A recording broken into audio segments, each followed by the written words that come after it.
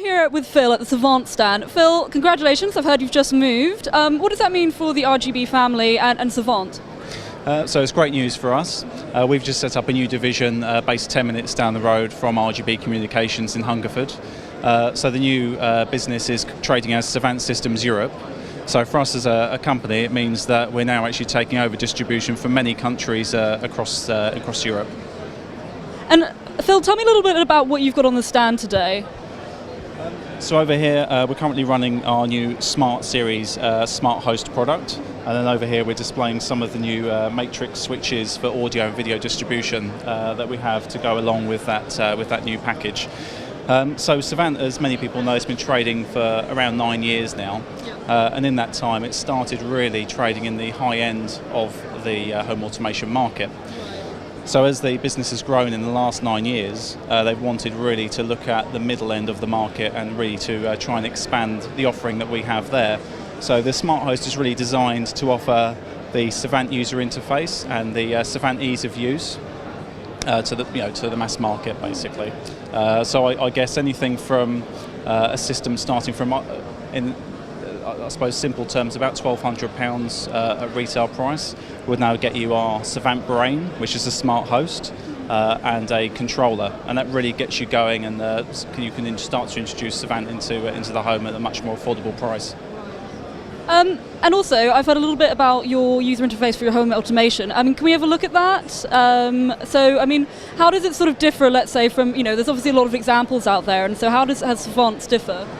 So I'll show you this. This is the Savant Lite user interface. So you can actually get this and download this for free on an iPad. Right. And this shows you the New York show apartment that we have. If anyone's travelling out there, very nice. There's a free invitation to anyone that wants to check this out. Yeah.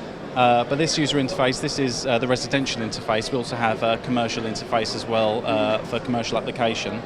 But this is really designed for, I guess, the Apple user. Right. If you've ever used an iPad or an iPhone, you'll know how easy it is to navigate and use those products. And this user interface is basically designed to maximise those ease of use features. So on here we have 3 docks. So there's one dock across the left, one across the right, and one over the top. And those 3 docks are key to using the system. You can access any part of the system in any part of the house using those 3 docks. And in the centre, this area will change, but those 3 docks will always stay the same.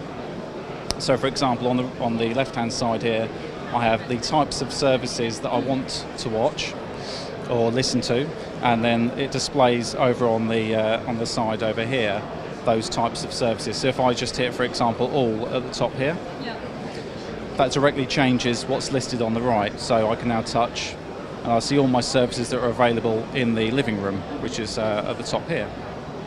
So if I go to watch, and if I hit, I'm sorry, this is an American app, but if I hit cable TV, then this will just display the typical sort of interface you would see for satellite TV. Right. Now for Sky it would obviously be slightly different, but being that this is American, this is what we've got for this Lite app here today. Yeah. But you can see on the interface it's very Apple friendly. All the buttons are very typical of an Apple interface.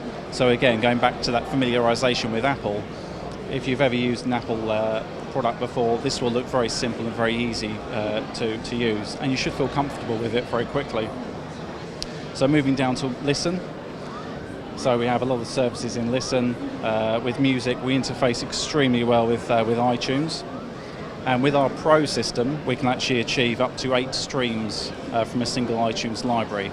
And that will be displayed here in this user interface here. So we've got very quick feedback with the library, and then we can play music like this very simply. Now, I mean, it's obviously a very sort of a clever piece of tech, and I think that sometimes that's sort of, you have something that's created in the office, or and when you actually get it in the home, you wonder how sort of relevant these things are. I mean, what kind of feedback have you had from customers for customizing it? So I'll give you a couple of examples actually. So I've had a couple of customers come through that just want something super simple to use. Right. So this user interface, I've just switched it now. This is actually the user interface that controls our demo experience centre in Queensgate, London. So through here, this is just one example. We have a feature called True Image, where we can actually control the system just by touching the image of the room. Oh, wow. So in here, this is the actual room, and say we want to turn this light off, then we just touch the light and it turns off, and touch it again and it turns on. And that happens in real time. It's that quick, actually. If we want to watch television, we can just touch the TV screen, and then we have all our services listed, and Sky HD's there, so I can just touch that, and that flips straight away to the Sky interface. So that's about as easy as it gets. We had another customer come through. There's a couple actually, and the wife basically wanted something really, really simple to use. She felt that actually having this interface for Sky with these buttons, just might be a little bit too much for her to begin with until she's used to using the system. So what I proposed that we could do actually is do multiple pages for the Sky user interface. So when she first launches Sky, we can get rid of all these buttons here, and then just populate this with the channels that she wants. So a logo for BBC, a logo for Sky, something like that, and then she can very quickly navigate to exactly what she wants. And then we could add a second page with all the user interface for everything else that she might want within the Sky HD, because she might be watching Corrie, and then the red button might come up for a competition or something, and we've still got access to a page where she can press the red button if she wishes to. But for her, that was really important, just having real quick, easy access to exactly what she wanted. But user interfaces can be created per person, so we can have one for every member of the family. So with your kid's iPad, the last thing I want is the kids turning on my bedroom lights at 2 o'clock in the morning. They would take great pleasure in obviously doing that. I know they would. But as obviously we don't want that to happen. So with a user interface for children, we can basically limit what they have access to. So they wouldn't have bedroom lights, they wouldn't necessarily have security cameras for CCTV, that sort of thing. But you may have some iPads that you do want access to certain services. So it's very customizable, but the key thing is ease of use, usability, and more importantly for the trade is ease of programming. So all of this stuff is made really, really simple.